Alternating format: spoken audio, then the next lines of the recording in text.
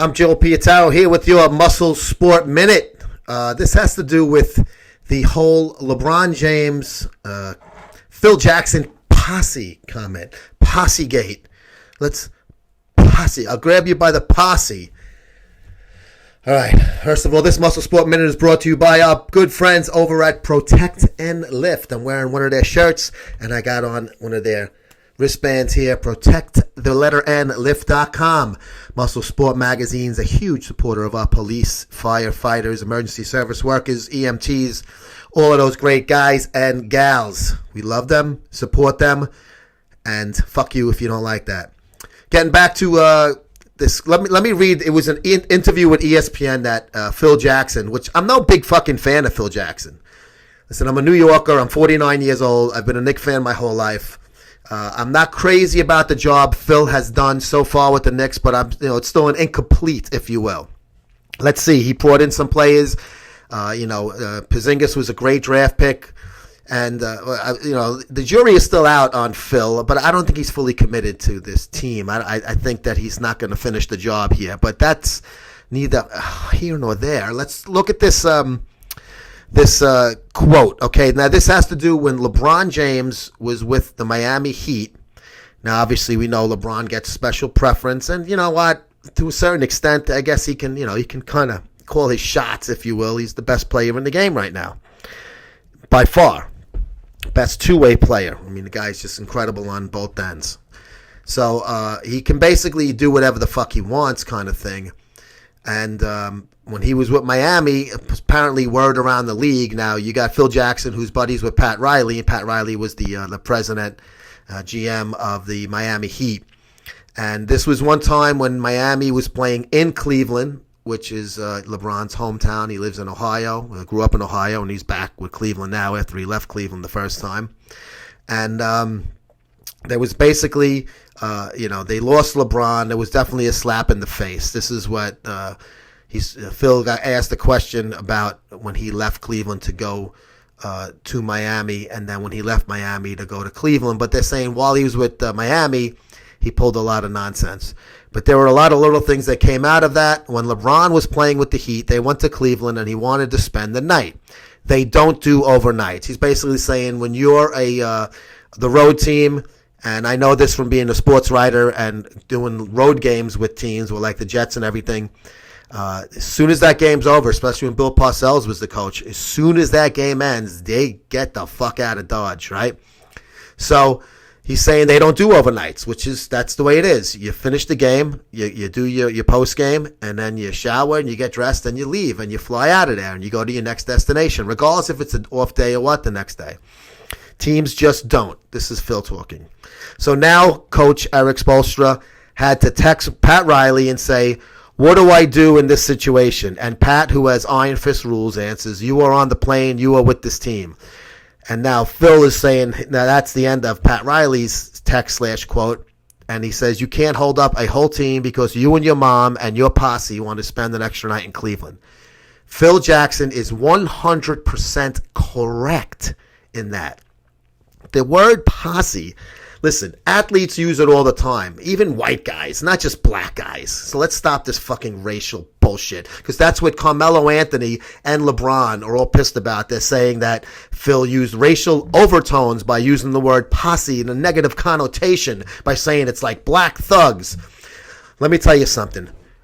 Guys call their buddies and their little crew, and they were saying it was like his agent and his reps and stuff like that.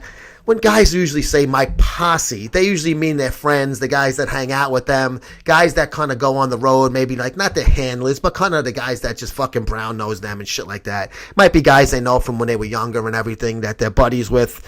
And now, they're letting the guy do the right thing. He's hanging out, he's getting to meet all the other athletes, they're partying, they're getting fucking laid, and they go out and shit like that. So posse basically means it's just your group of fucking friends, right? And you know what? I'm a big Western fan. I love Gunsmoke. I love The Rifleman. I like Western films and shit like that.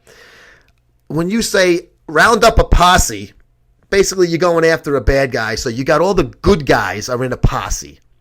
It's usually not bad guys in a posse. I don't know. Maybe in the athlete situation it is because they're always getting fucking in trouble. They're fighting in strip clubs and shit like that. But whatever. So basically, the Posse, and you can say, oh, he's with his posse, fucking Billy the Kid and his posse. You can say, but for the most part, if you watch Westerns like I do, and anybody out there can fucking fact check this, when you say round up a posse, it's usually guys that they deputize and make, sheriff for a day.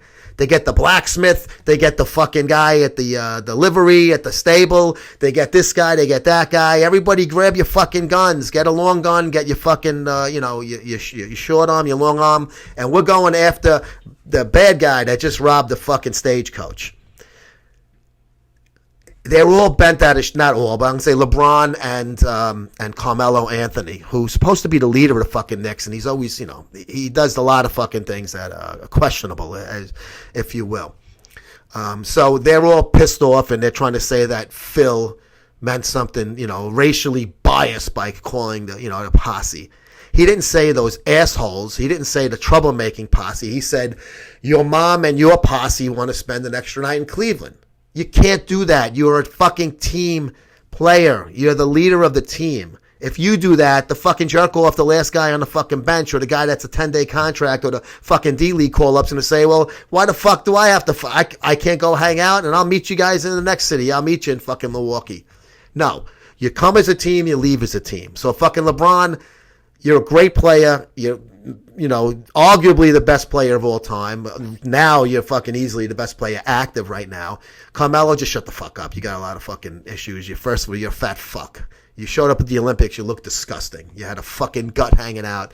You got fucking Pillsbury Doughboy face. You look like shit. All right, you still look like shit. Get in fucking shape, and then don't worry about Phil and LeBron. Worry about the fucking treadmill and the salad bar. You fuck.